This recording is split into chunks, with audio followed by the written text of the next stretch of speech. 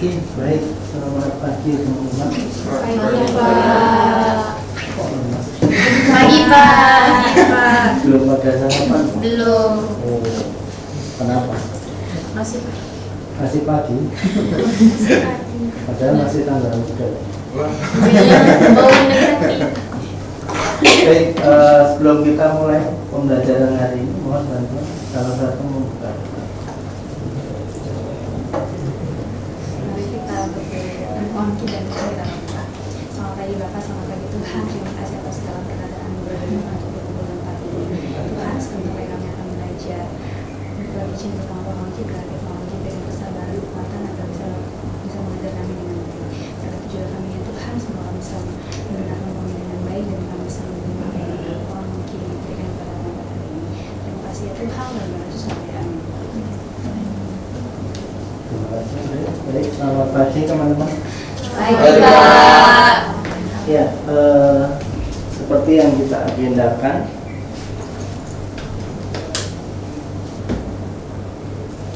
untuk hari ini kita akan mendalami apa itu flip classroom. Sudah dibaca belum PPT-nya?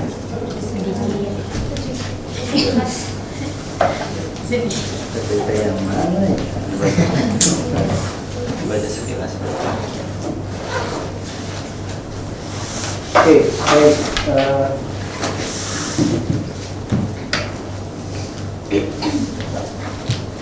Nomor 1, di dalam PPT sudah dibahas tentang pembelajaran jarak jauh dan pembelajaran daring. Apa bedanya pembelajaran jarak jauh dan pembelajaran daring?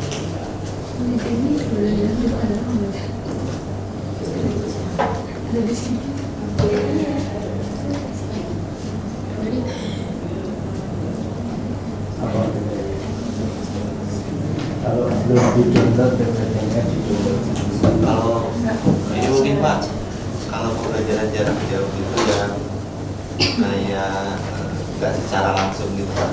Untuk kalau pembelajaran daring itu kayak pembelajaran kurang lebih pembelajaran jarak jauh tapi langsung kayak live kayak Zoom gitu. Apakah pembelajaran jarak jauh tidak boleh live? Bukan nggak boleh sih. Nah, Tapi ya mungkin kalau pembelajaran jarak jauh itu kayak pakai Google Classroom, kemudian video dan sebagainya. oke. Buat video. Ada lagi pendapat lain?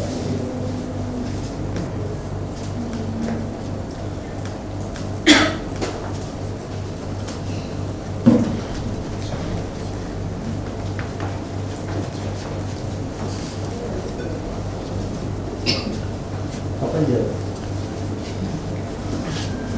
Bedanya apa aja?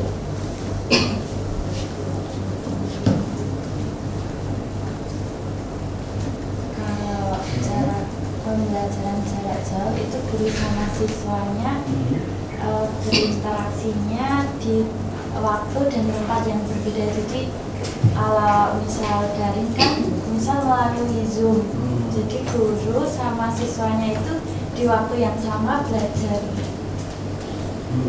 Iya. Kalau pembelajaran jarak jauh itu guru dan siswa tidak berada di waktu dan tempat yang sama. Iya. Kalau dari Di waktu yang sama. di waktu yang sama.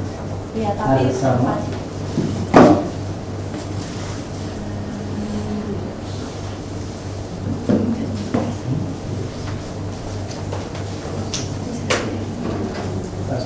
Kalau menurut saya daring bisa lewat LMS juga, jadi nggak harus sama gurunya kayak Zoom gitu, tapi bisa lewat LMS atau yang lainnya yang kayak web atau apa.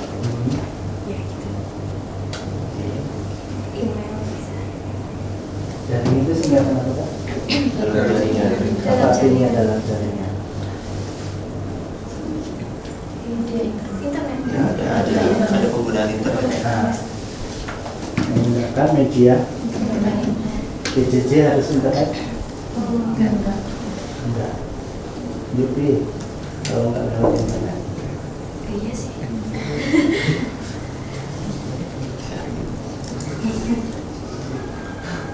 share WA. Share it. Oh, share itu. Ya. Udah lama. Jadi pembelajaran daring itu medianya jelas. Ada jaringan, yaitu internet. PJJ harus nggak? Nggak. Kalau nggak lewat jaringan terus lewat apa? Di luar jaringan, gitu.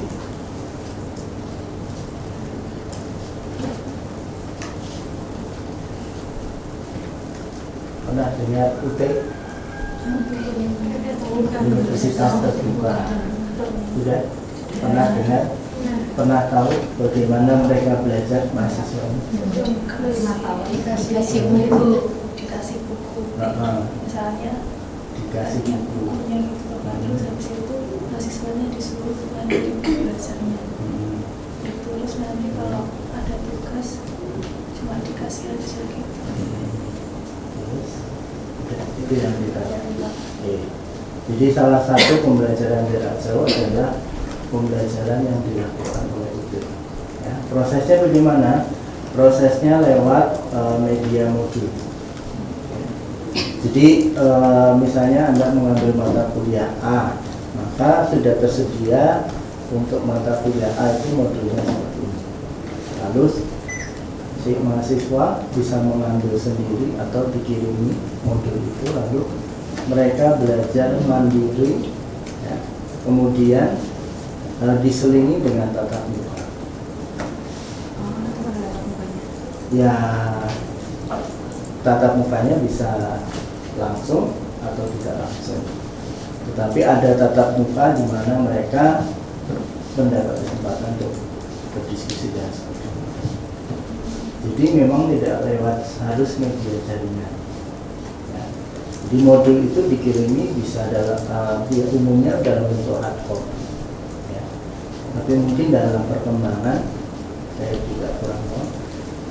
Sekarang sudah banyak jaringan dan sebagainya, kemungkinan sudah bisa dalam bentuk soft copy. Ya.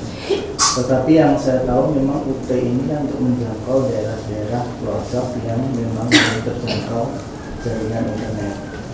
Nah, maka umumnya media yang mereka gunakan fasilitasnya adalah yang non-internet di luar jaringan. Ya. Jadi itu bedanya. Bedanya kalau pembelajaran jarak jauh, medianya itu tidak harus lewat jaringan. Tapi kalau pembelajaran daring itu pasti melalui jaringan. Ya. Oke, apa bedanya pembelajaran daring asinkronus dengan asinkronus dengan sinkronus?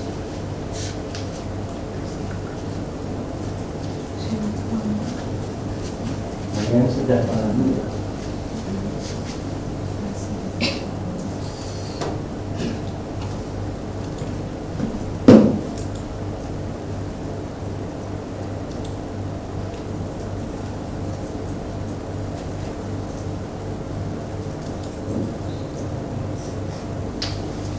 Bedanya apa? Asinkronus dan sinkronus. Bedanya yang bikin manfaat yang jadi siswanya itu mengerjakan dulu di rumah kayak video pembelajaran, kuis, terus ya ada forum diskusi juga, misalnya ada diskusinya. Kemudian nanti setelah itu di kelas baru ngebahas lebih lanjut terkait apa yang dipermasalahkan pada pembelajaran sendiri. Nah, misalnya kita ambil contoh, kalian dalam pembelajaran di masa COVID, ya. Lewat apa saja? Zoom, Google Classroom, kayak grup, LMS. Oke, di antara media-media ini mana yang asinkronis? LMS. Kenapa? Kalau LMS itu termasuk salah satu media pembelajaran dari asinkronus. Kadang sewaktu yang karena dengan kita fleksibilitas Pak, kita bisa mengakses, nggak mesti ada harus barengan sama dosennya gitu. Oke.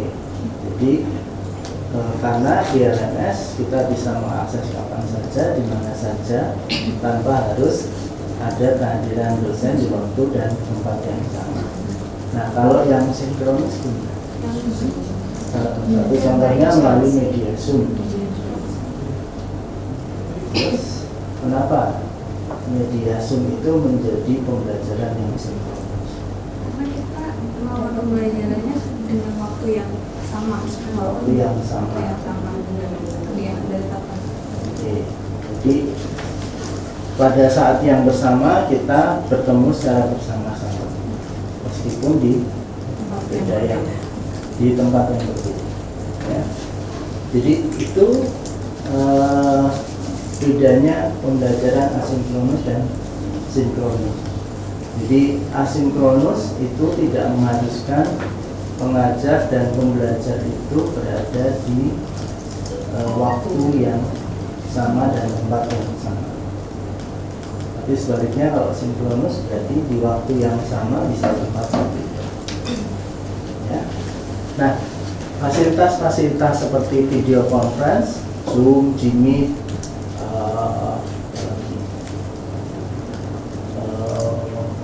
Microsoft Teams, ya, kemudian misalnya live TikTok, itu salah satu contoh media yang bisa kita pakai untuk pembelajaran yang sifatnya sinkronus. Sedangkan misalnya Google Classroom, LMS, ya, WA, chat, itu salah satu contoh media di mana kita bisa melakukan pembelajaran yang sifatnya asinkronus. Oke, ada yang mau ditanyakan? Sudah? Jelas? Ini. Oke, yang berikutnya, menurut kalian apa yang kalian tahu tentang metode pembelajaran Flipped Classroom? Flip itu kalau terjemahan harafiahnya apa? Dibalik. Dibalik. Dua kelas yang dibalik. Oke, apa sih metode Flipped Classroom ini?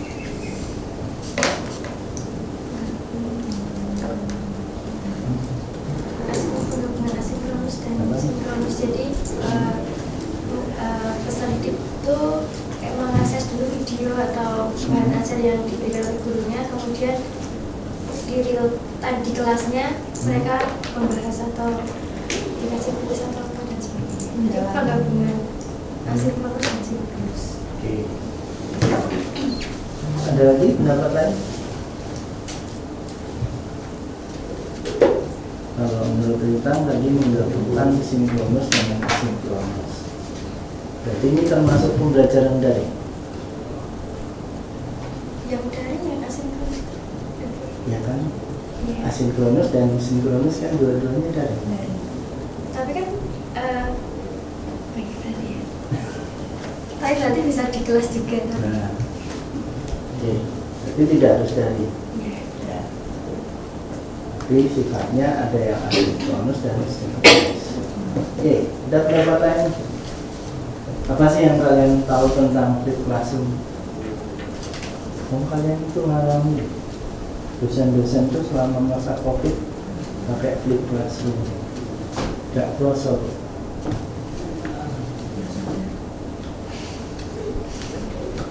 Atau nggak mengalami pembelajaran tadi? Semester berapa? 1, 2. Oke, misalnya semester 1 mata kuliah apa semester 1? Aljabar dan geometri. Aljabar dan trigonometri. Apa yang dialami kalian ketika mata kuliah itu?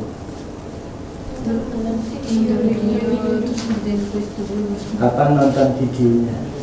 Sebelum pembelajaran. Oke, videonya yang buat siapa? Diberikan ke kalian lewat apa? LMS. Oke, terus setelah nonton video kerjaan soal sebelum atau sesudah tatap muka? Sebelum tatap muka. Terus dikoreksi nggak sama dosennya? Udah langsung ada jawabannya. Oh, pakai Google Form atau Yang di LMS ada gitu ya. Karena ada jawabannya kan benar jawabannya. ya. Oke. Berarti autocorrect gitu ya. Oke. Terus setelah ngerjakan soal, habis nonton video ngerjakan soal, terus tatap muka di kelas. Kelasnya pakai virtual atau virtual? Pakai apa? Zoom. Apa yang dilakukan Pak Yosef selama Zoom? Nanya dulu sebenarnya dia apa, terus habis itu udah semuanya udah kayak ngerasa kesulitan yang kuis kemarin, kita dikasih persoalan, dikasih permasalahan itu diskusi dan terkait dengan materi yang mana. Oke. Diskusi di ruang Zoom. Pakai privat room nggak? Kadangnya Kadang enggak. Oke. Nah, kemudian setelah itu, setelah diskusi, apa yang dilakukan kemudian?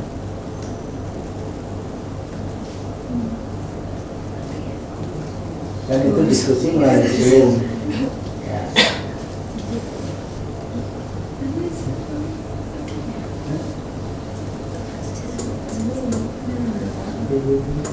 ngasih tugas, Masih tugas. itu jarang, tugasnya begitu aja Jarang. sebenarnya. Gitu berarti. Oke, baik. Nah, pertanyaan saya adalah, apakah yang dilakukan Pak Yosef itu suatu metode pembelajaran flip classroom? Menurut kalian? Ya. Kenapa?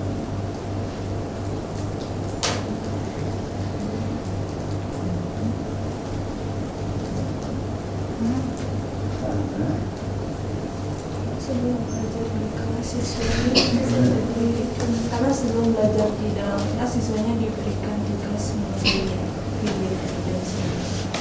Oke, karena sebelum pembelajaran mahasiswanya diberi tugas, suruh nonton video, diberi persoalan atau diberi soal untuk diselesaikan.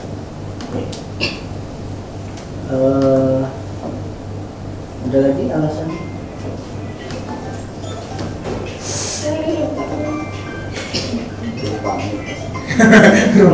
Kurang kenceng nggak apa-apa. Apa lagi? Kok menurut kalian pembelajaran Pak Yosef itu di classroom?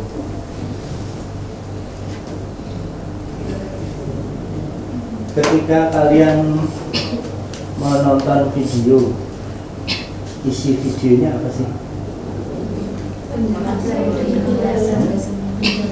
Penjelasan tentang apa? Misalnya materinya apa misalnya? Hah? Logaritma. Jadi Pak Yosef menjelaskan gitu ya. Logaritma itu apa gitu ya. Betul. Terus cara mencari logaritmanya, terus sifat-sifatnya. Oke. Terus kalau bedanya soal-soal sebelum dan sesudah kelas. Sebelum kan setelah nonton video dikasih soal, ya kan? Terus pada saat tatap muka juga dikasih persoalan. Bedanya apa? Soal-soal sebelum dan sesudah. Kalau sebelum kelas itu lebih pemahaman untuk video. Terus kalau yang sesudah Kayak implementasi konsep-konsep yang diberikan lebih sulit gitu ya. Kadang nggak bisa jam cuma satu soalan.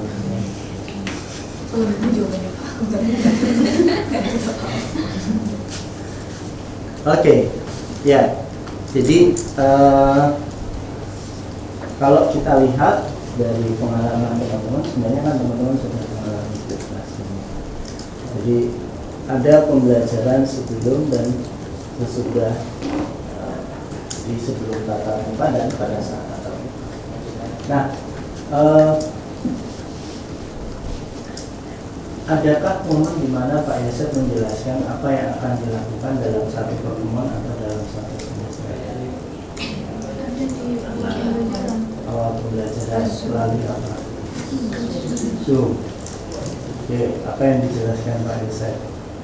Rencana agenda perkuliahan. Agenda perkuliahan, terus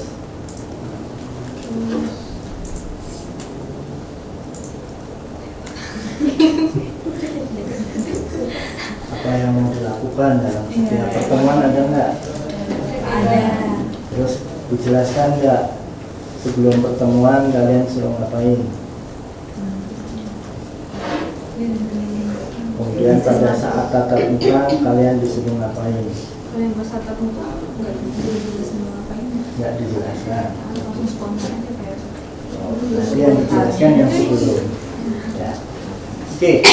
Nah, kalau kita lihat dari tahapannya, maka terlihat ada berapa tahapan sebenarnya dalam fase. Ada berapa fase? 3. Apa?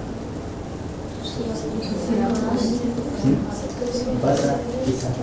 Ada 4, Apa? yaitu prafase, fase pembelajaran mandiri, fase pembelajaran sinkronus, dan fase transfer. Oke. Kapan terjadi prafase yang kalian alami dengan Pak Yosef? Menyampaikan teknis pembelajaran. Di awal pembelajaran. Oke. Jadi di prafase itu apa yang dilakukan dulu? Menyampaikan teknis dan informasi mengenai pembelajaran yang akan dilaksanakan. Oke.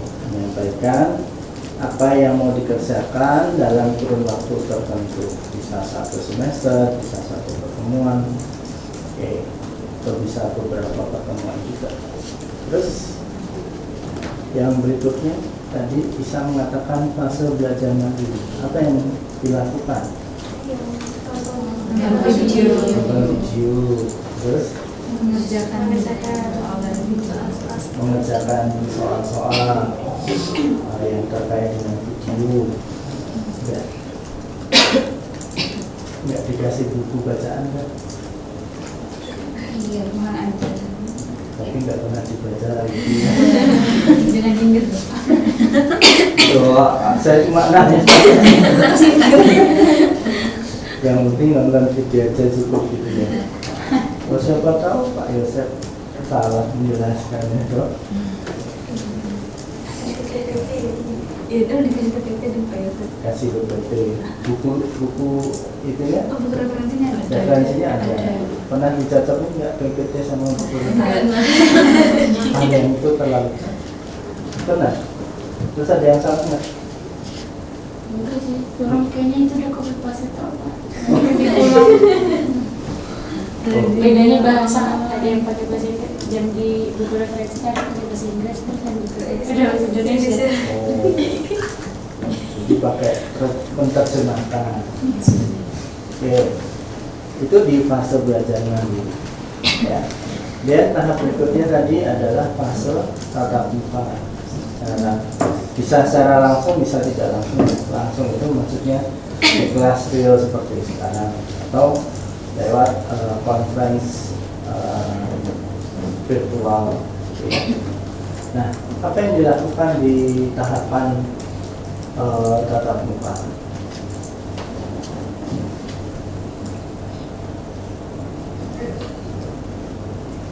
Dari pengalaman tadi, diskusikan apa yang sudah diperoleh dari video maupun soal-soal dia. Terus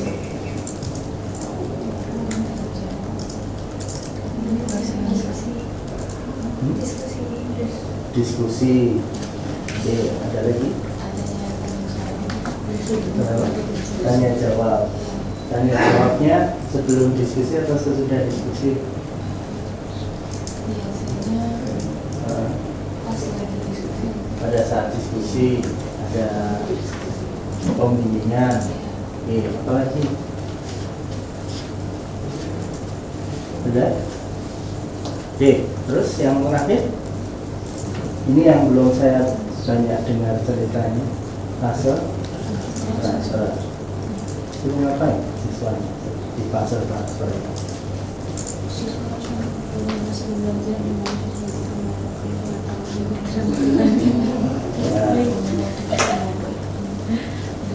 Melakukan tindak lanjut terhadap hasil belajar di fase mandiri maupun di fase tatap muka. Caranya gimana ya? Diberikan tugas, diberikan proyek yang dengan melakukan tugas atau proyek itu siswa dapat mengimplementasikan apa yang sudah dipelajari. Nah, ini yang belum terasa dan belum ada ceritanya dari kalian. Apakah betul tidak? Ada beberapa part ada. Ada di beberapa part. Tapi nggak semuanya. Tidak semuanya. Berarti Pak Yosef termasuk dosen yang karena tidak di semua part, berbeda dengan saya. Di setiap tatap muka pasti ada juga. Beruntung kalian. Oke, nah itulah metode flip classroom. Apa sebenarnya yang dibalik sih? Kan tadi kalian mengatakan harafiahnya flip classroom itu kan kelas yang dibalik. Apa yang dibalik?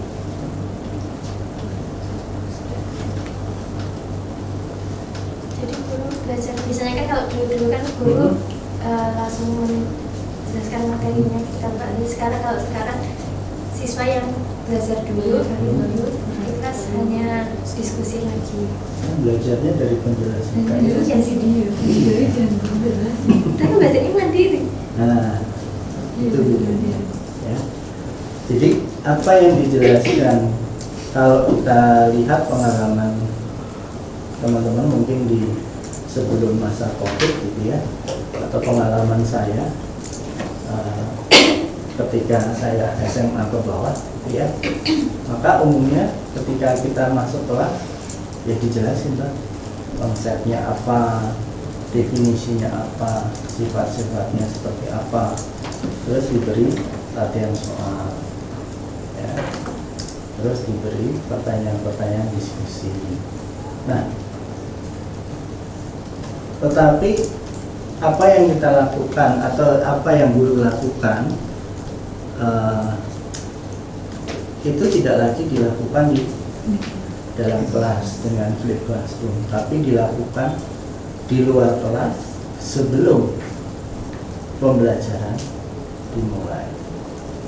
Nah, ketika pembelajaran dimulai, berarti siswa itu punya modal pengetahuan. Ya.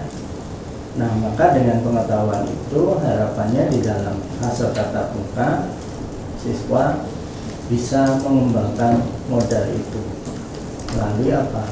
Melalui penyelesaian persoalan atau menjawab pertanyaan diskusi yang lebih mendalam. Ya. Tidak hanya sekedar 5W 1H gitu ya. Apa itu 5W 1H? What, when, who, Where, where, why, what, how, why. why, dan how. Jadi di fase belajar mandiri lebih pada yang 4W. What, when, where, who. Sedangkan di fase tatap muka itu lebih fokus pertanyaan pada why and how, mengapa dan bagaimana. Ya. Nah, lebih dipertajam lagi why dan how-nya itu di fase transfer. Ini implementasinya konsep ini gimana? Nah, itulah sebenarnya fase-fase flip classroom. Oke. Nah, pertanyaan saya yang berikutnya adalah, menurut kalian mengapa kok diperlukan metode pembelajaran flip classroom?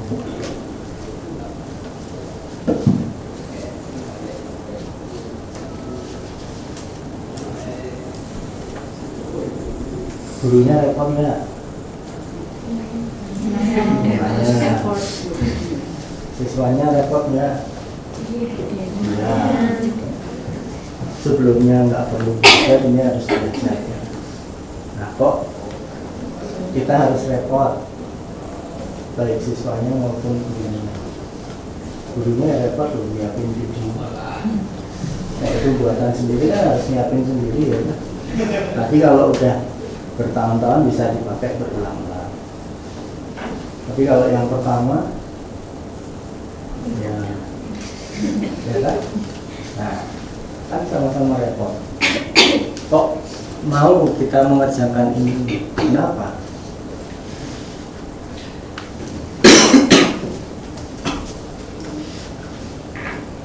Kenapa yuk?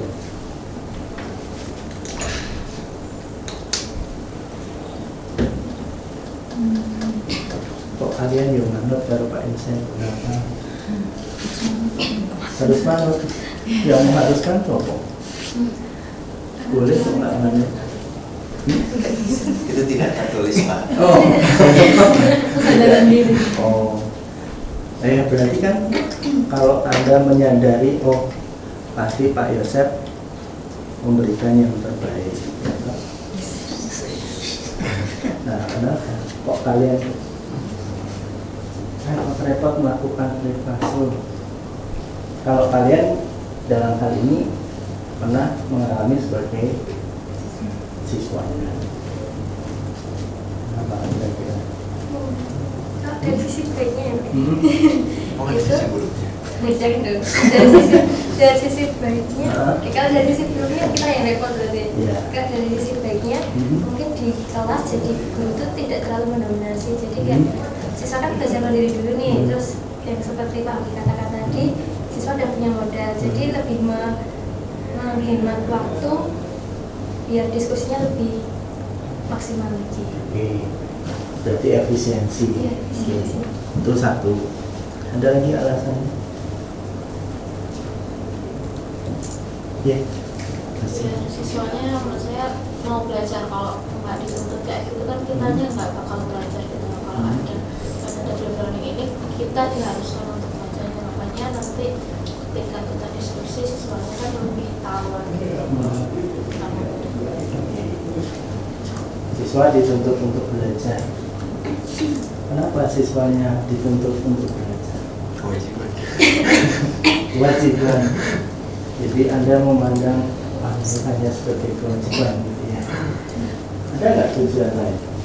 Kok guru itu memaksa siswa untuk belajar? Apa yang mau dicapai?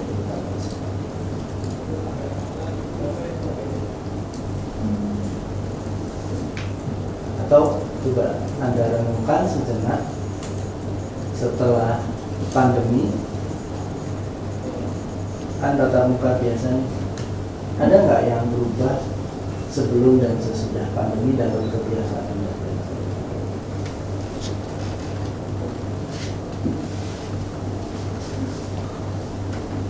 Apa? Ini menurut saya mungkin karena aku sebagai dosen kayak tapi misalnya beda caranya aja Pak. Itu saya lebih siap aja ketika saya harus belajar, saya udah punya hari ini akan mempelajari ini, jadi udah ada dasarnya. Lalu kalau misalnya di kelas kayak belakangan ini kayak di kelas ya udah belajar pas udah di kelas aja, jadi pas di luar kelas nggak begitu membaca Jadi belum terbangun. Jadi apa yang mau dibangun lewat kelas? Salah satunya. Kemandirian dalam apa? Belajar. Itu yang jadi melalui flip classroom itu sebenarnya kita ingin membangun kemandirian siswa dalam belajar. Belajar sebagai kebutuhan siswa.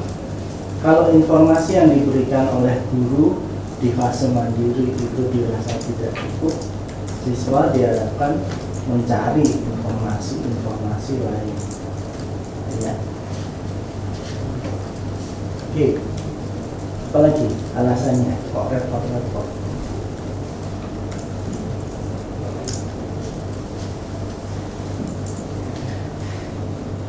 Kira-kira kalau apa yang kalian penjelasan Pak Yosef yang kalian peroleh di fase mandiri itu ditatap mukakan, bosan ya?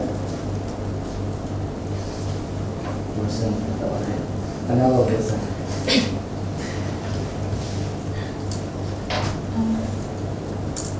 Kan itu yang dilakukan di kalian kan sebelum pandemi ya, menjelaskan banyak hal dari A sampai Z. Kadang dari jam 7 sampai jam 9 misalnya, ya ceramah gitu kan. Bosan nggak? Padahal informasi itu ada nggak di internet? Ada nggak di buku referensi? Jadi dengan kemajuan teknologi sekarang informasi itu banyak bertebaran di internet. Anda bisa mencari sendiri. Tapi yang penting dalam tahap selanjutnya setelah kemandirian belajar itu terbangun adalah apa?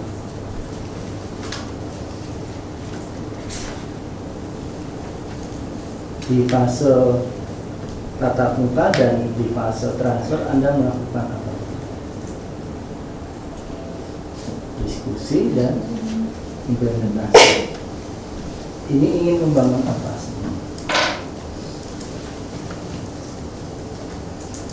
Yang selain kemandirian belajar, apa? Pemahaman siswa yang lebih mendalam. Oke. Jadi pemahaman yang ingin dibangun lebih mendalam. Kenapa? Karena ya persoalan-persoalannya yang diberi lebih advance dan Anda diminta untuk melakukan implementasi dari apa yang sudah Anda pelajari. Ya. Jadi ini membangun kemampuan-kemampuan yang sebenarnya dibutuhkan untuk menghadapi abad kelas 1, yaitu apa? Kemampuan berpikir kritis, kemampuan pemecahan masalah, kemampuan komunikasi, kolaborasi, dan seterusnya. Nah ini yang coba dibangun di 2 fase terakhir, yaitu fase tatap muka dengan fase transfer. Oke, ada yang mau ditanyakan sampai di sini?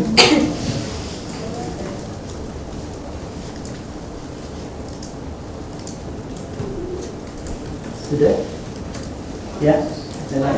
Apakah flip learning sama flip classroom itu berbeda? Oke, sama atau berbeda?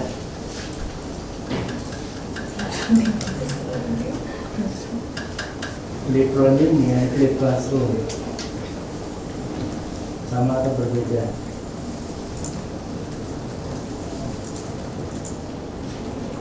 Kalau menurut Sela, sama atau berbeda?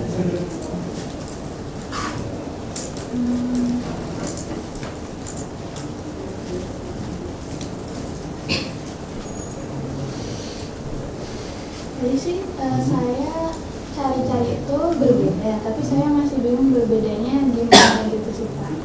Menurut referensi berbeda. Dijelaskan nggak berbedanya? Atau apa yang saya tangkap berbeda dengan apa yang kita diskusikan?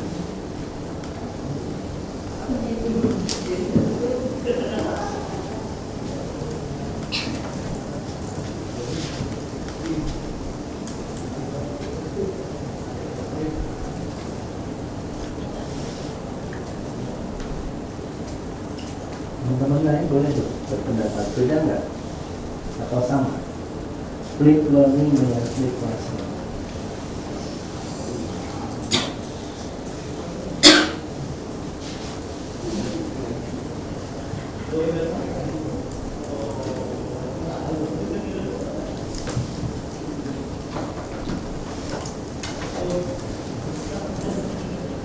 Sebenarnya kalau kita lihat sama saja prosesnya.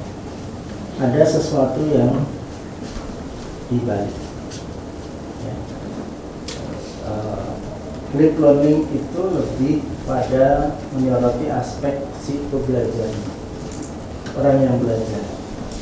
Jadi kalau flip classroom itu lebih menyoroti sudut pandang siswa dan guru dalam hal yang sama. Kalau flip learning itu lebih meninjau pada bagaimana melihat proses belajar orang yang belajar. Tapi sebenarnya tahapannya apa yang dilakukan kurang lebih sama, cuma sudut pandangnya saja. Oke, ada lagi yang mau ditanyakan?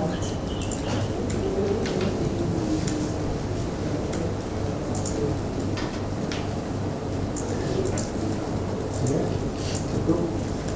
Oke, kalau sudah cukup kita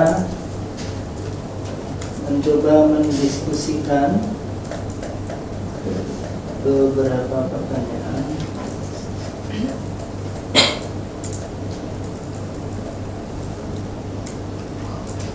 Ada 7 pertanyaan.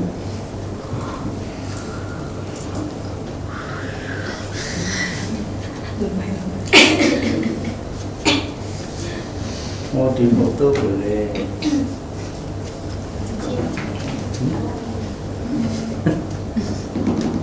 Sini bisa foto nggak? Ya. Oke, ini 4 pertanyaan pertama. Sudah difoto?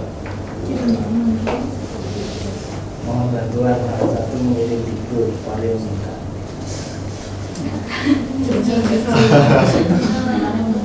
Setnya. Oke, ini 3 pertanyaan berikutnya.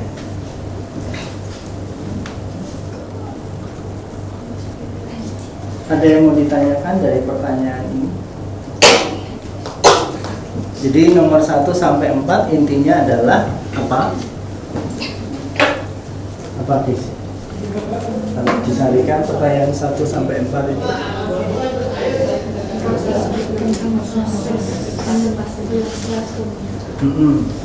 yang dilakukan pas belajar mandiri tetap sama pas transfer. Oke. Jadi pertanyaan 1 sampai 4 intinya adalah kalian mencoba mempertanyakan mengapa prafase belajar mandiri tatap muka fase transfer prosesnya seperti itu. Atau mengapa setiap fase itu perlu dilakukan dalam flip class. Itu nomor 1 sampai 4. Jadi fase itu mengapa sih perlu dilakukan, fase belajar mandiri mengapa sih perlu dilakukan, tatap muka, fase transfer, kok repot-repot kita ada tahapan ini. Ya, itu pertanyaan 1 sampai dengan 4. Oke. Kemudian, nah ini jika teman-teman diminta untuk melakukan praktek mengajar menggunakan flip classroom, hal-hal apa saja yang perlu kalian lakukan dan kalian buat dalam setiap fase.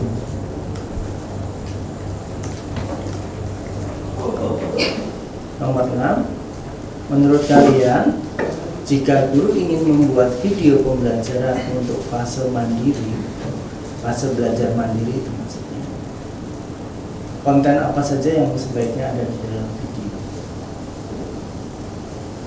Kemudian yang ke-7, menurut teman-teman apakah flip classroom dapat mengembangkan HOTS siswa dan merupakan pembelajaran yang berpusat pada siswa. HOTS itu tahu ya? Bukan hot plate gitu. HOTS itu high order thinking skill. Jadi skill berpikir tingkat tinggi. Ya. Oke, ada 7 pertanyaan. Silakan teman-teman mendiskusikan satu kelompok sesuai tempat duduk saja. Ini berdua, dua. Pindah sini, Siti. Ini bertiga.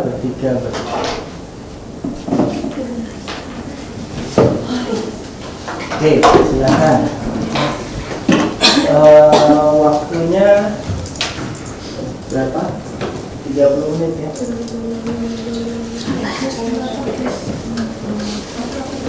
Anda bisa mencari referensi lain kalau PPT saya tidak mencukupi.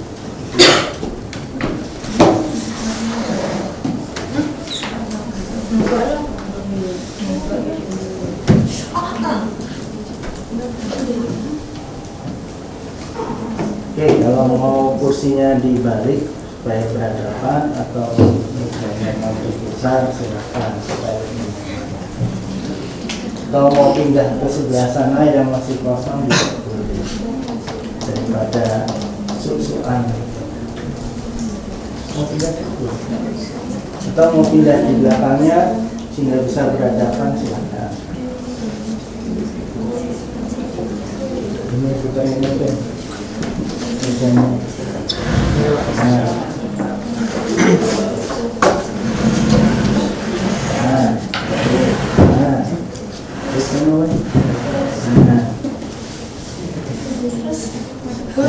Sini boleh. Nah, jadi kan bisa berhadapan. Susuan ini.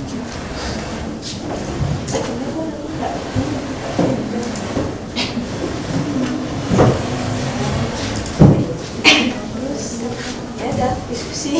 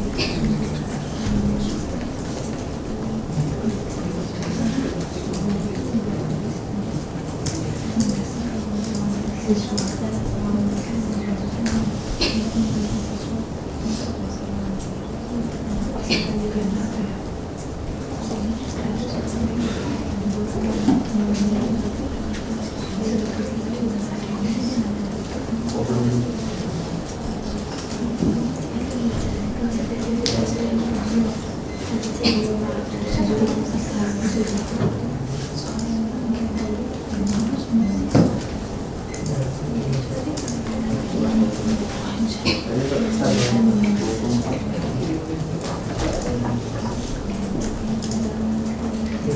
24.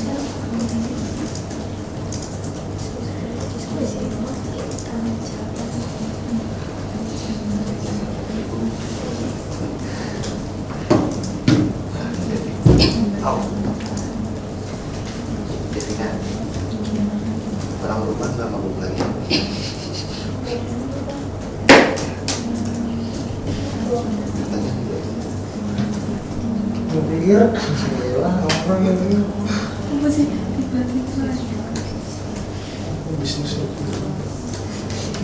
Bisnis 20 menit. cepat kan? Berarti kamu pendaftaran Jepang. Jepang mana pinggiran? Pikir. Iya, mana pinggir lagi. Pinggir. Jerman. Negro. Jerman.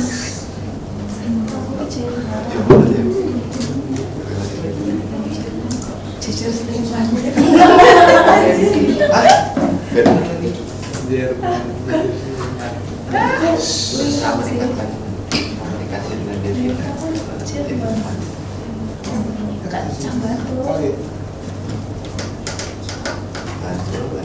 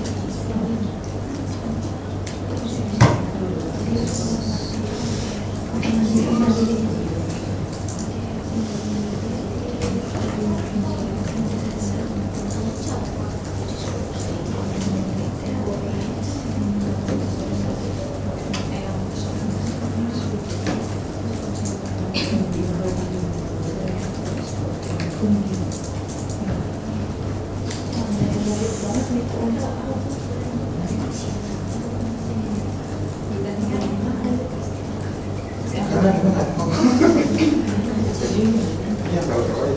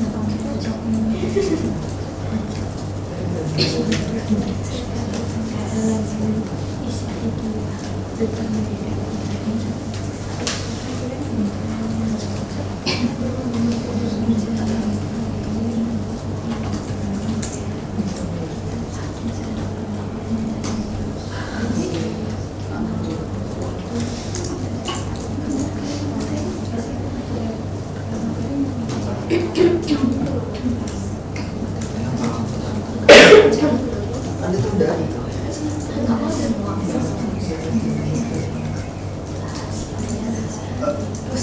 Apa nggak bisa lagi ya?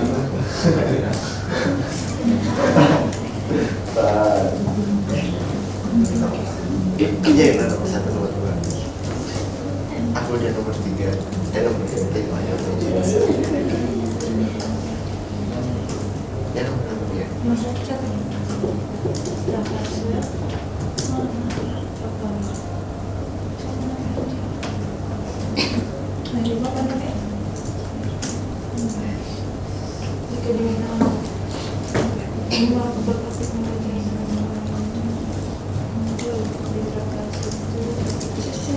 Kan udah makan kan? Oh nggak juga. Parah, bukan. Ini nggak ngajak aku makan.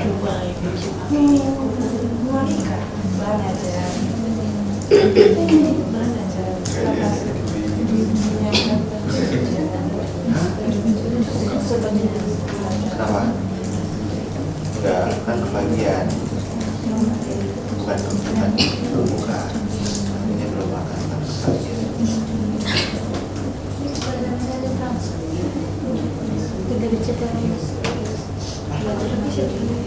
Kamu nggak bisa buka WA? Wifi-nya ganti. Pakai dulu udah. Iya, pakai aja kalau bisa. Kalau nggak bisa berarti kosong. Maksudnya tadi Ditulis soalnya juga. Soalnya nggak ditulis soalnya.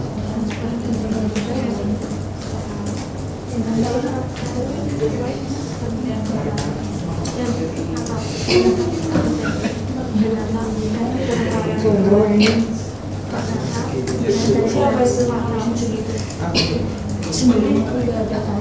Itu bayarnya cuma berapa? Itu semester. Yang apa sendiri? Yang mana sendiri? Dia sama. Ini kan gabut sendiri kan.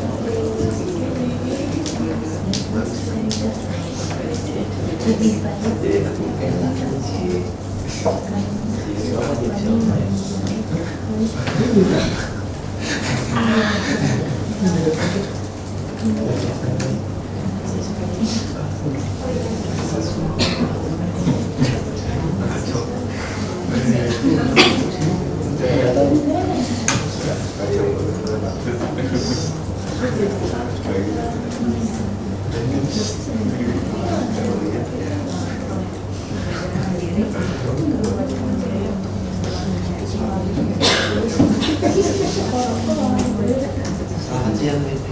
Selamat siang, Ardi. Pagi. Amin. Amin.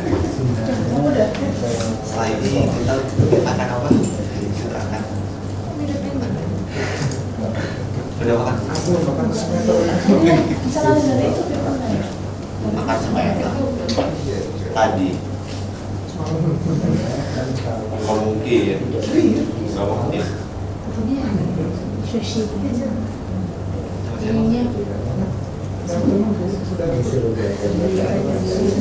Siapa?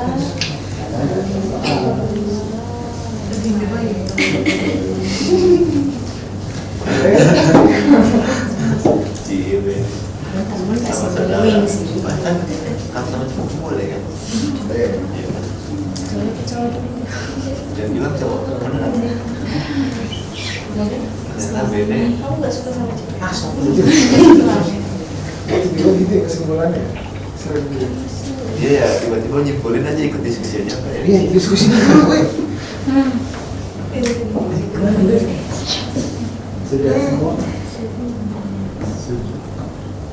Berarti belum. Ada yang belum? Kurang 1 nomor Pak. Oh, ini kurang 1. Iya. Jalan?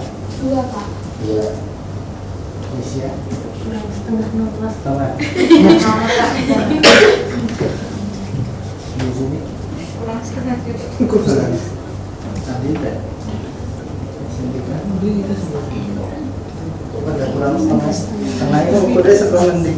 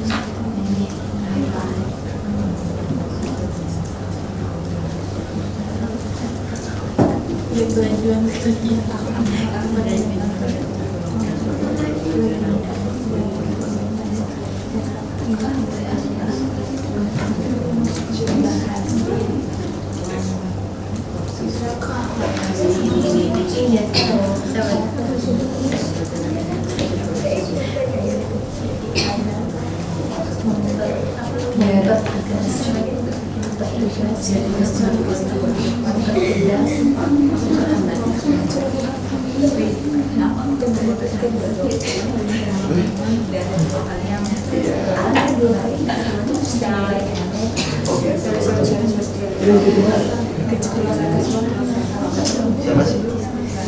Siapa? Ya kan dari pendidikan.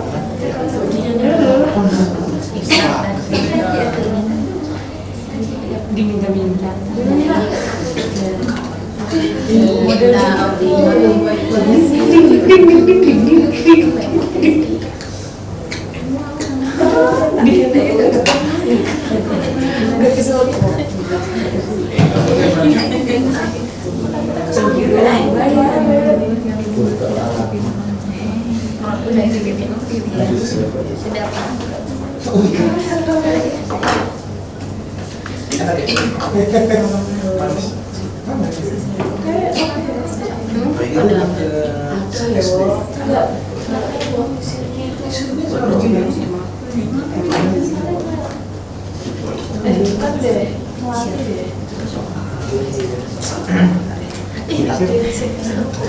Kan ya yang letter S dulu. Letter S, kan lurus kan apa S itu? Apa? Maju dikit, maju. S.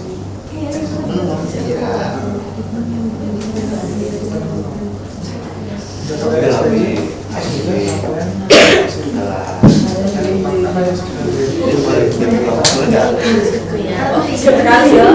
Tapi planning enggak untuk sendiri planning planning tapi enggak kamu tidak enggak yang satunya belum tapi spontan Apa sih? Oh iya, gimana? Saya langsung bercanda saya. ya udah nggak apa-apa sih daripada nggak beruntung soal pertemanan Saya itu lagi ngomong sama Pia.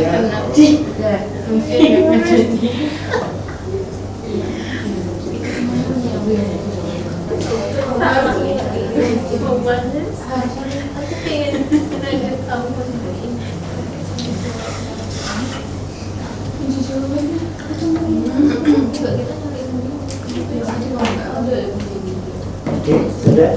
Udah dapat kuncinya belum? Sudah belum? Ini kunci. Oke, baik. Nah, kita coba diskusikan yang nomor 1. Menurut kalian mengapa dalam metode pembelajaran flip classroom perlu dilakukan prafase?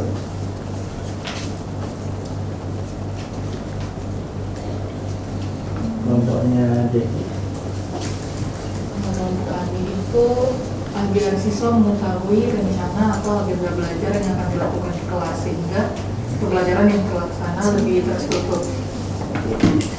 Ada yang mau menambahkan?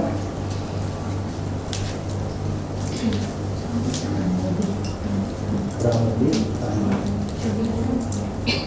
Oke. Pertanyaan saya kemudian, mengapa siswa perlu tahu apa yang akan dia lakukan dalam proses pembelajaran?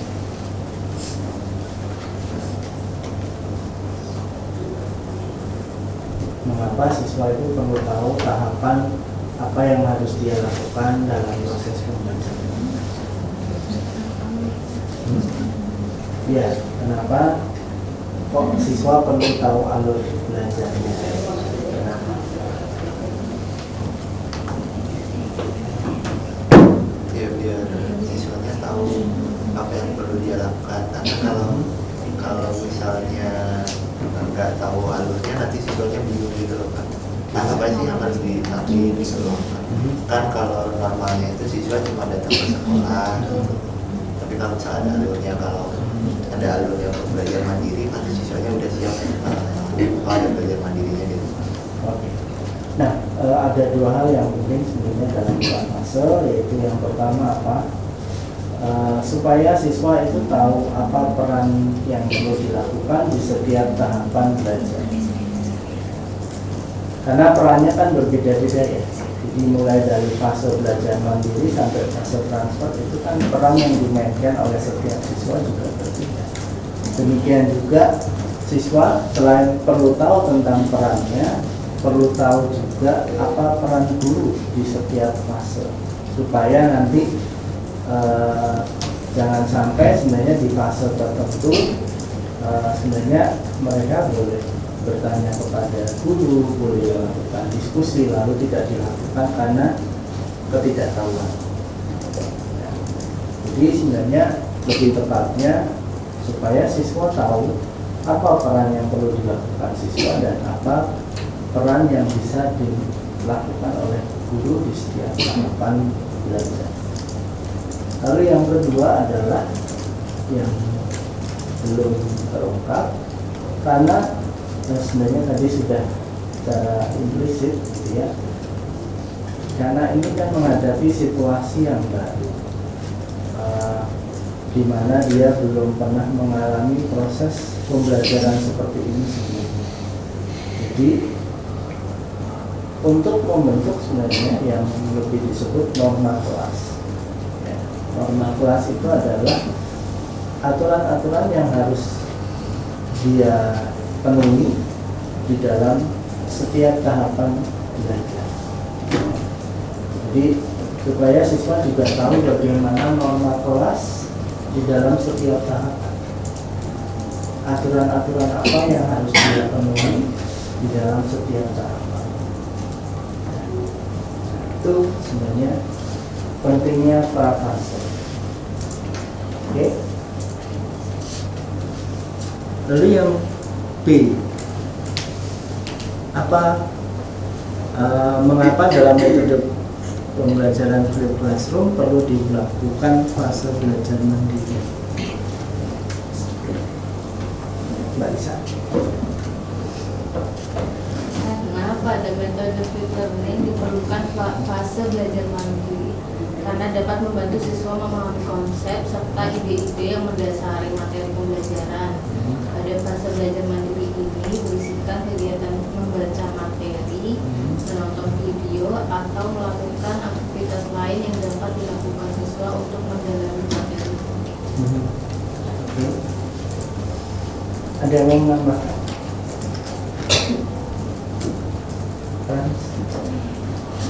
Bisa kita memperdalam pemahaman dan mengulas materi. Oke. Selain itu tadi sebenarnya sudah kita bahas juga. Selain untuk membantu siswa memahami materi atau mendalami suatu konsep, juga apa?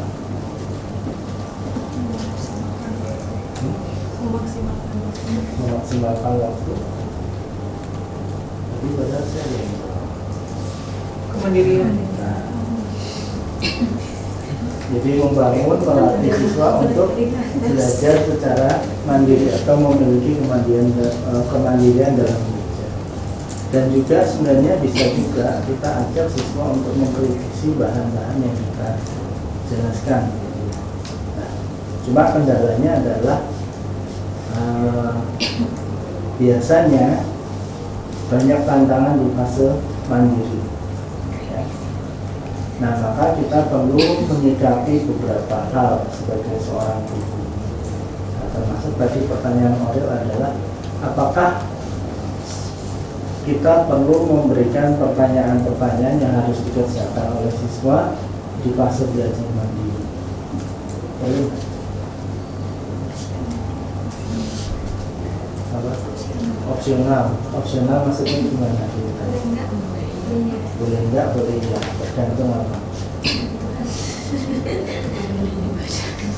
Tergantung kebutuhan siswanya. Artinya kalau siswanya Anda yakin bahwa tanpa itu mereka bisa membaca, belajar sendiri, bisa berjalan, maka tidak perlu. Tapi kalau misalnya tanda petik siswanya harus dipush untuk melakukan itu, maka salah satu cara memaksa siswa untuk belajar adalah membuat pertanyaan dan harus dikerjakan sebelum kelas dimulai. Oke. Kemudian di tatap muka, mengapa perlu tatap muka?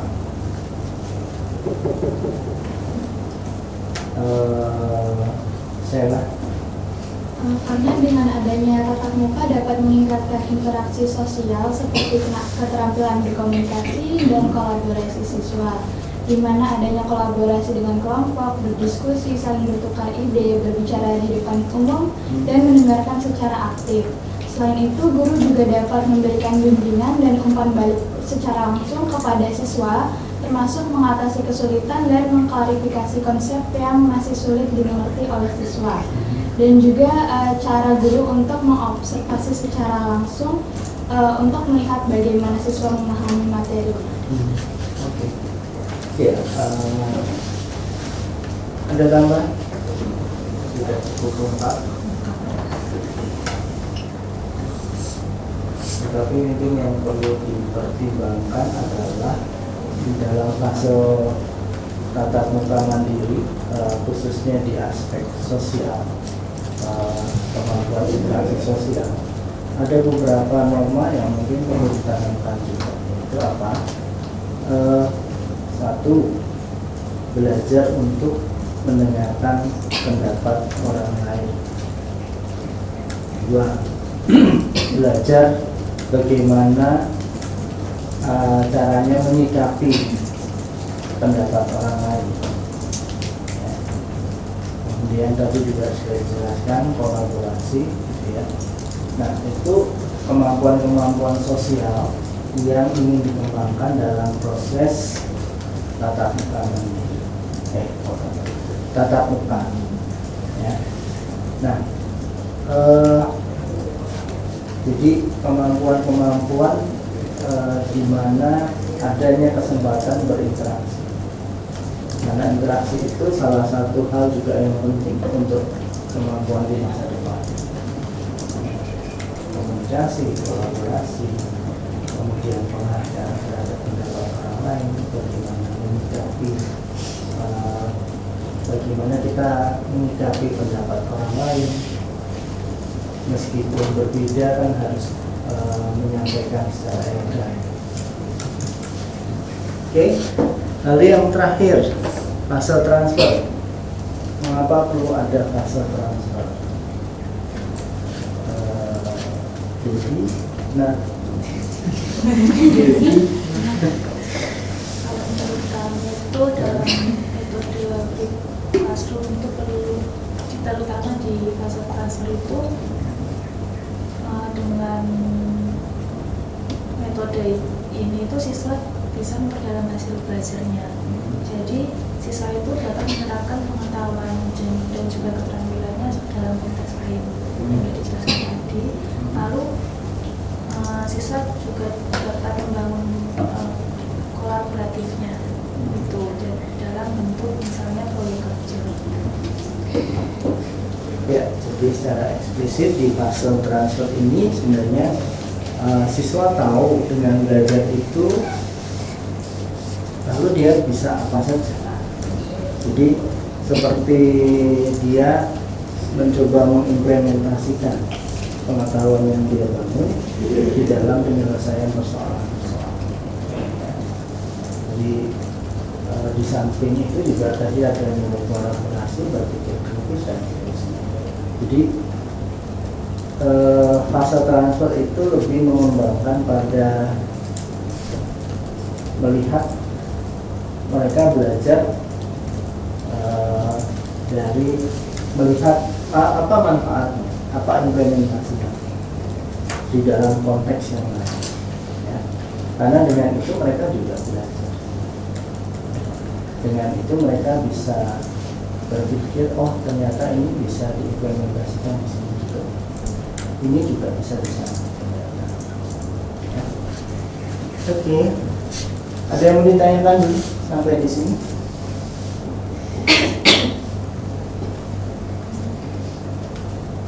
Baik.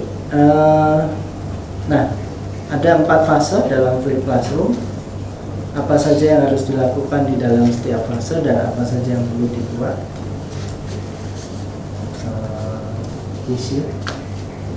Di fase transfer dulu, apa yang harus kalian buat dan kalian prafase di prafase. Kalau dari kelompok kami di prafase itu menyampaikan teknis pembelajaran atau alur pembelajaran itu bisa melalui WA group atau LMS. Bentuknya apa?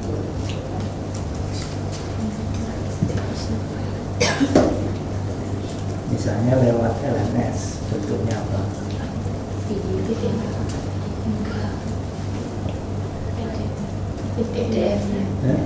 PDF bisa dalam bentuk file. PDF. Iya. Berarti teks. Iya. Oke, apa lagi?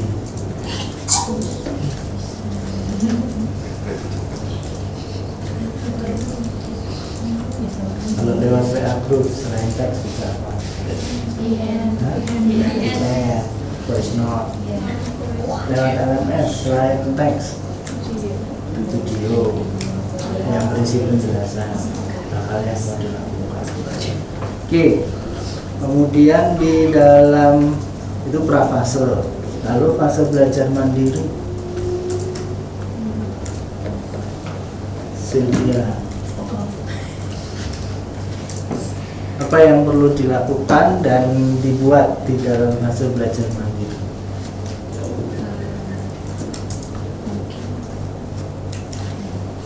Dari hasil diskusi.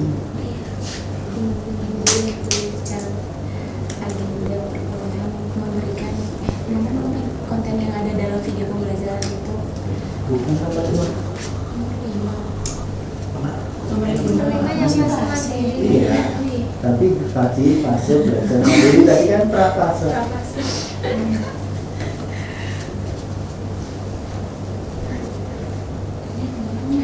Yang mana? Yang mana di Itu loh. Mas? Itu loh ada buat video pembelajaran siswa. Buat video pembelajaran. Ya buat siswa. Terus Ya buat soal. buat siswa. Soalnya yang seperti apa? Yang berkaitan sama video pembelajaran. Yang berkaitan dengan video pembelajaran. Ya. Apakah harus bentuknya video? Tidak. Apalagi bentuk yang lain. PPT. Terus yang lain? PDF. Yang lain? Word, Publisher. Tentunya bisa teks. Teks itu bisa macam-macam, bisa PPT itu isinya poin-poin penting, tapi bisa juga modul. Modul itu isinya ya penjelasan tentang materi itu secara detail. Bisa juga buku referensi atau sebagai chapter yang ada penjelasannya. Jadi bukan harus video. Ya. Oke. Nah kemudian diberi soal. Soalnya ya terkait dengan apa yang informasi yang ada di dalam video ataupun teks. Oke, di fase tatap muka, apa yang perlu dilakukan dan perlu dibuat?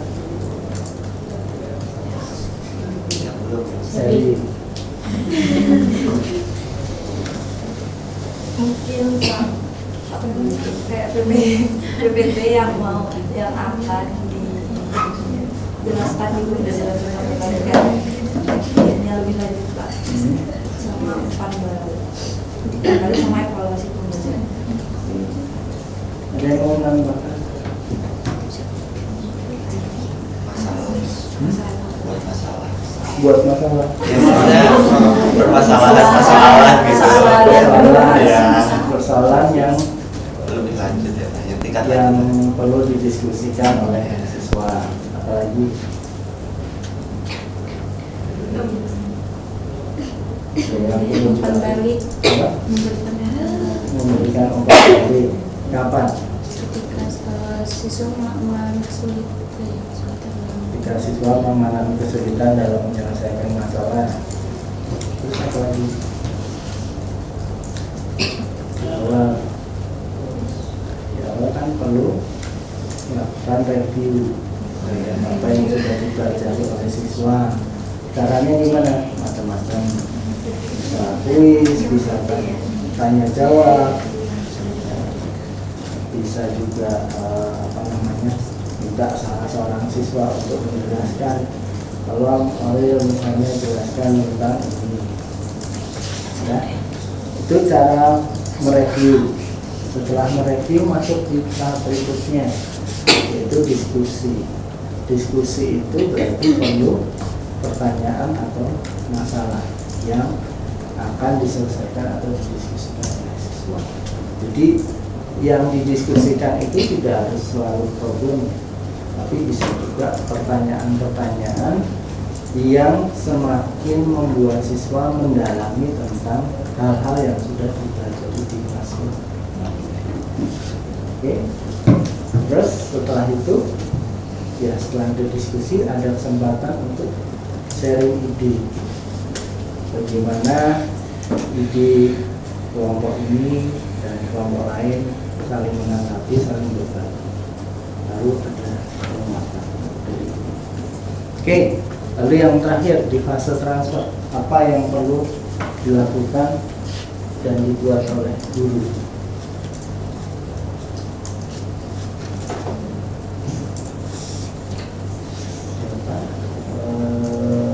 Ini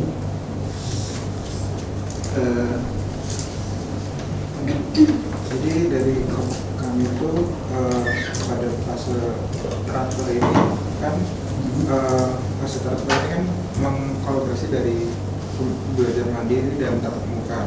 Jadi pada fase transfer ini akan melakukan proyek lanjutan kayak buka soal atau kasih gitu. Oke. Nah, tindak lanjutnya bisa macam-macam, bisa diberikan masalah lanjutan untuk diselesaikan, bisa melakukan bisa melakukan tindakan tertentu atau aktivitas tertentu sebagai tindak lanjut dari apa yang sudah didiskusikan. Berarti kalau itu ya si guru perlu menyiapkan semuanya, ya, termasuk bagaimana proses pengumpulannya, bagaimana kemudian proses saling berbagi idenya, ya, bagaimana lalu guru itu mencermati saat mereka mengerjakan proyek itu dan seterusnya. Ya, bisa juga itu dalam bentuk tatap muka. Nah, tadi kan teman-teman dengan pengalaman Pak Yasep di beberapa bagian ada diskusi lanjutan, tidak diskusi apa-apa. Ya. Nah, itulah sebenarnya fase-fase transfer. Ya. Oke, kemudian nomor 6, menurut kalian jika guru ingin membuat video pembelajaran untuk fase mandiri, apa saja konten yang ada di dalam video? Mulai saya jelaskan nomor 6 orang. Dari kelompok kami itu yang pertama adanya tujuan pembelajaran, di mana agar siswa fokus pada aspek penting dari materi yang akan dipelajari. Kemudian yang kedua ada pengantar singkat, di mana untuk mengetahui konsep utama yang akan dibahas. Kemudian ada konten inti, di mana konten inti itu konten yang akan menyampaikan materi secara terstruktur dengan bahasa yang mudah dipahami oleh siswa. Kemudian yang keempat ada visualisasi dan contoh konkret untuk membantu mengklarifikasi materi yang sulit dan membuat pembelajaran lebih menarik dan mudah dipahami oleh siswa. Kemudian yang kelima ada pertanyaan reflektif yang dapat mendorong siswa agar mereka tahu merenungkan materi yang telah mereka pelajari. Kemudian yang keenam adanya latihan, di mana latihan tersebut diberikan untuk menguji pemahaman siswa dan memberi mereka kesempatan untuk mempraktekkan konsep tersebut. Kemudian yang ketujuh ada ringkasan, di mana ringkasan tersebut dilakukan untuk membantu memperkuat ingatan siswa tentang materi utama dan memastikan mereka mengingat konsep kunci pembelajaran tersebut. Kemudian yang kedelapan ada instruksi dan tindak lanjut untuk membantu siswa memahami apa yang diharapkan dari mereka dan bagaimana mereka harus mempersiapkan diri mereka untuk meningkatkan kesiapan pada fase interaktif di dalam kelas. Kemudian yang kesembilan ada referensi dan bacaan tambahan, di mana referensi dan bacaan tersebut sebagai sumber daya yang ditambahkan untuk memungkinkan siswa dalam mengeksplorasi materi lebih lanjut dan memperdalam pemahaman.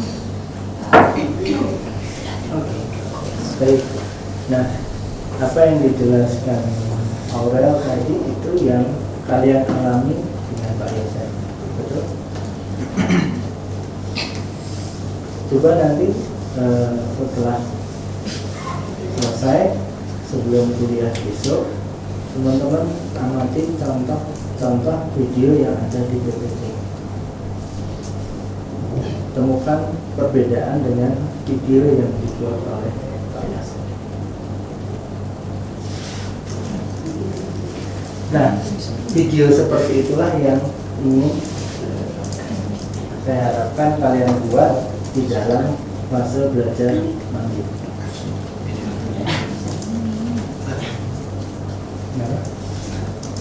Jadi yang jadi harapan itu maksudnya yang video yang dari pansipnya atau dari video yang PPT-nya atau dari keduanya? Yang ada di PPT.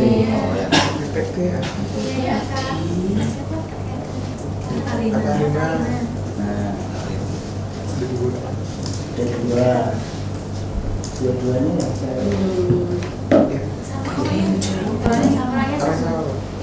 orangnya sama ya, karakternya. Yang satu Kakasur, dua Oh. yang bisa. Oh, iya.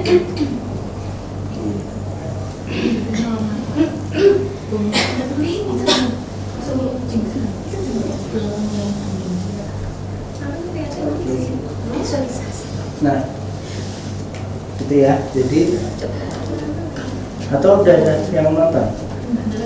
Tidak. Apa bedanya? Tapi enggak ini Pak, cuma tak jadi tak betul yang belajar mandiri cuma kayak konsep prosedurnya gimana cara pengerjaannya, contohnya. Ya, jadi kalau teman-teman lihat itu selalu diawali dari case, jadi persoalan.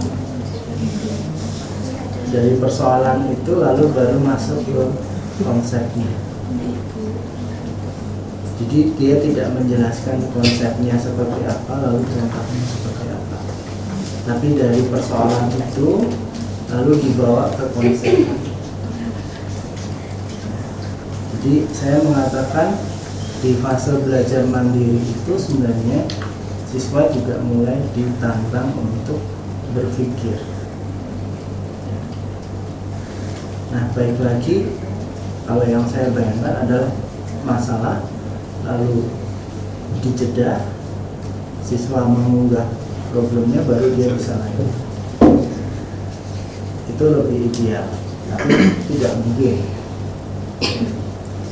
Maka satu hal yang mungkin adalah berikan masalah, lalu dari masalah itu coba selesaikan, lalu dari penyelesaian itu baru kita tarik ke konsep. Oh, ini yang dinamakan apa? Ini yang dinamakan. Jadi saya ingin mencoba inovasi di bagian fase belajar mandiri, bukan hanya menjelaskan konsep, tetapi membantu siswa menemukan konsep di dalam masalah. Jadi itu bedanya dengan apa yang dibuat oleh Pak Yasin, nggak gitu kan? Atau begitu? Seingat saya Pak Yasin lah menjelaskan dulu konsepnya apa, lalu contohnya seperti apa. Setahu saya begitu. Ya, tapi itu yang tidak saya harapkan. Jadi berikan masalah, ajak siswa untuk memahami masalahnya, kemudian lalu di situ dipaparkan penyelesaiannya, baru kemudian dari penyelesaian itu lalu kita bangun, oh ini bagian ini, itulah yang dimaksud ini, bagian ini itu nanti yang dimaksud ini. Anggap ya? Nanti nggak langsung pengertiannya apa ya? Nah, pengertian itu dibangun melalui masalah. Tapi yang langsung pengertiannya apa? Langsung turunan adalah yang akan di awal. Oh iya. Iya. Terus dari situ kan ada macam-macam Pak ya, Itali, terus biologi, caranya. Langsung ambil rumusnya, contoh soal. Nah, itu berarti contoh yang tidak baik. Berarti besok kita berarti kayak masalahnya di dalam berarti masalah kontekstual kayak PPL gitu kan Pak? Ya, jadi misalnya turunan, berikan masalah turunan. Nah, salah satunya kan hubungannya dengan limit. Lalu bangun dulu dari limit, lalu dapat konsepnya, inilah yang namanya itu. Berarti kita yang nyelesain itu sama jelasin.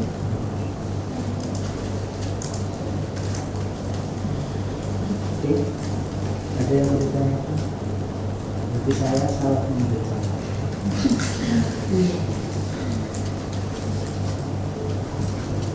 Ada lagi yang mau ditanyakan?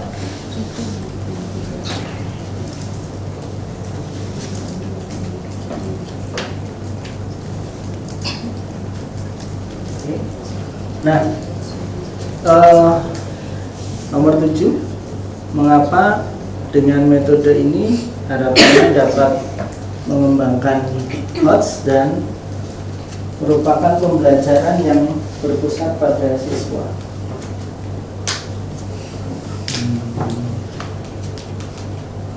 Merci. Karena menurut kami metode ini dapat membuat siswa terlibat secara aktif dalam proses pembelajaran. Kita dapat dikatakan siswa melakukan pembelajaran mandiri, tidak hanya mengandalkan buku sebagai sumber informasi utama. Kemudian ketika pembelajaran guru hanya sebagai fasilitator di mana kegiatannya akan diisikan diskusi, tanya jawab, serta mengelola ide siswa kelompok belajar.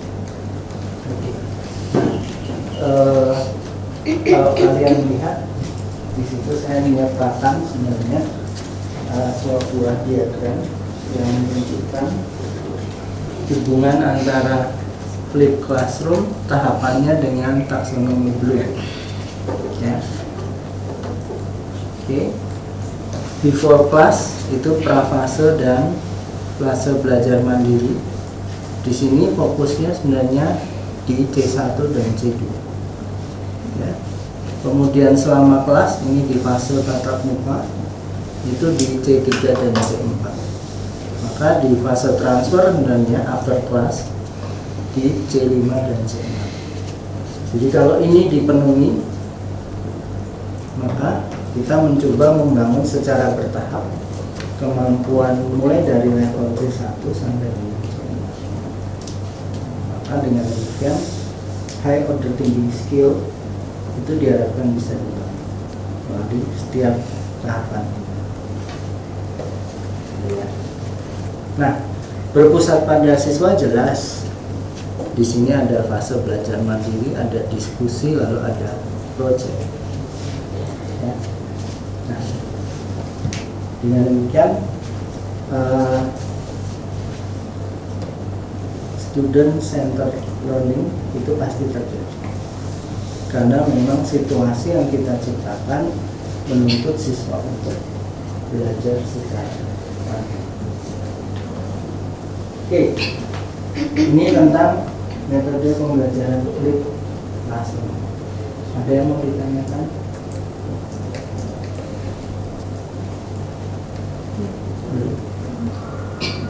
Anda sudah terbayang apa yang akan dikerjakan? Sudah tahu materinya? Belum berbicara. Maka 2 kali pertemuan digunakan untuk berpikir, berdiskusi.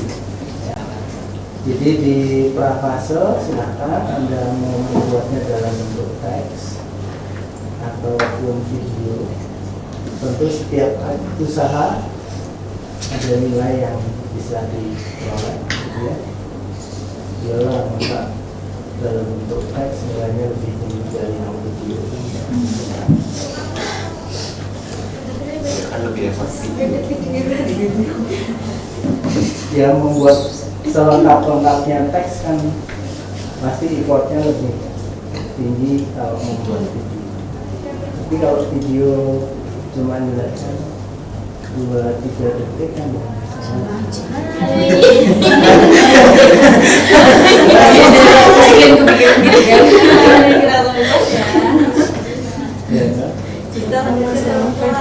Terima kasih. Bagi di tempat ya pembelajarannya. Oke, nah itu kemudian di berikutnya fase belajar mandiri ya, bisa berbagai model, tapi yang saya harapkan untuk yang kelas ini video pembelajaran. Nggak usah panjang-panjang, yang penting mencakup materi yang perlu dijelaskan kepada siswa. Kemudian di tatap muka ya berarti perlu membuat persoalan atau pertanyaan diskusi.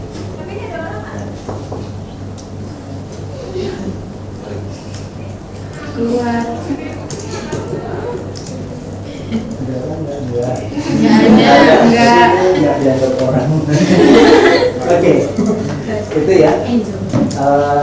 Untuk Rabu besok dan Selasa minggu depan kita akan menyusun modul ajar dan kelengkapannya. Kemudian hari Rabu kita tutup.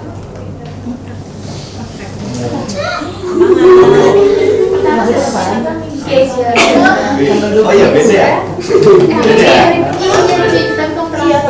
Oke, karena cukup banyak kelengkapan yang harus dibuat, tolong bisa dimaksimalkan. Karena ini kesempatan terakhir Anda mengasah keterampilan, ya, sebelum Saya akan merekomendasikan ke Pak Freddy, Anda layak atau tidak. Beliau layak atau tidak untuk diterjunkan di dalam PLP. Kalau Inggris ya, kalau saya. Seandainya layak pun di mana SD, SMP atau SMA? Pasti boleh Pak. Nah, SMP, SMA, SMK. Oh, tolong dia rekomendasikan. Iya. Request boleh. Kalau pasti kalian saya yakin SMP. Mungkin SMK aja Pak. Iya, kamu aja. Nanti aku nggak punya depan PMP. Nilai baik belum menjamin di SMA ya atau SMP. SMP kan Pak ya. Nilainya kurang baik, kurang maksimal, belum tentu juga itu untuk SMP. Bisa jadi kebalikan ya. Karena dia makin baik. Merasa. Nah, itu tak. Biar Oke, baik, itu saja hari ini. Terima kasih teman-teman. Sampai jumpa besok. Selamat pagi.